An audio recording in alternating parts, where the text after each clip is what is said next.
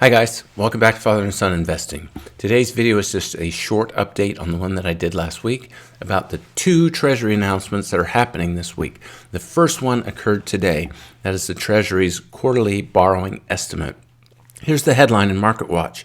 Treasury Department raises its second quarter borrowing estimate. And why? Well, the subheadline says a drop in projected tax receipts for April-June quarter leads to increase in borrowing plans. Now, if you remember, during the last video, I said that the Treasury previously announced in January that they expected to borrow $202 billion. I went ahead and showed you how much money was in the Treasury's general account. Let me just remind you of that.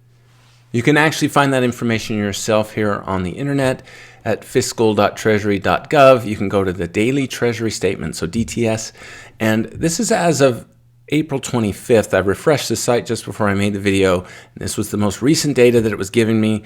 $929 billion and some change is what the Treasury currently has in their Treasury general account. Think of that like the Treasury's checking account. That's where they're paying all their bills, all the salaries from. Also, we can see that at the end of the quarter, opening balance this month, so April 1st, $775 billion is what was in there. So they've actually increased that quite a bit, although it was $955 billion during the video I made last week. Now, keeping those numbers in mind, let's just take a look more at this Treasury's announcement. So this time they're going to borrow $243 billion, more than the $202 billion estimate. And they expect to have a cash balance in their account at the end of June of $750 billion. They also go on to say that this borrowing estimate of $41 billion higher than previously announced could have been worse, because they say that it's largely due to lower cash receipts offset by a higher beginning of quarter cash balance.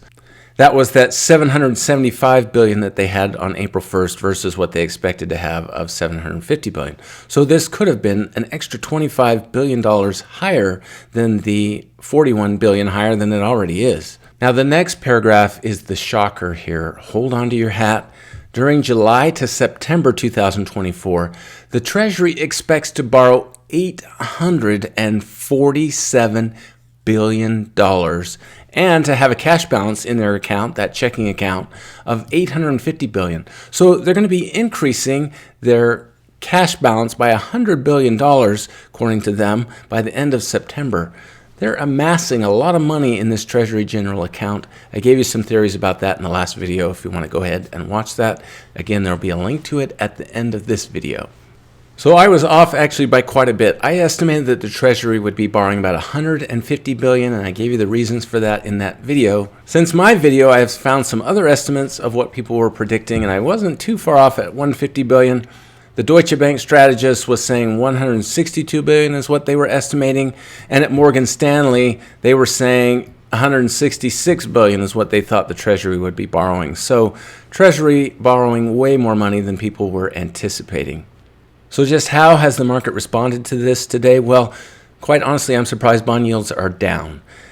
The Treasury announces that they're going to borrow more than they previously expected to borrow, and they come in with this whopping borrowing estimate for July to September, and the bond yields have gone down a little bit. This is strange to me. Perhaps this announcement today is kind of flying under the radar. Most people might be waiting for the quarterly refunding announcement that the Treasury will give on May 1st. That will be the second announcement. I'll have an updated video for that as well. And we'll wait to see whether the Treasury continues to hold down the 10, 20, and 30-year Treasuries, trying to keep those longer-term yields from rising. That's going to do it for today. I hope this was good information for you. Please give us a thumbs up. And until next time, enjoy your investing.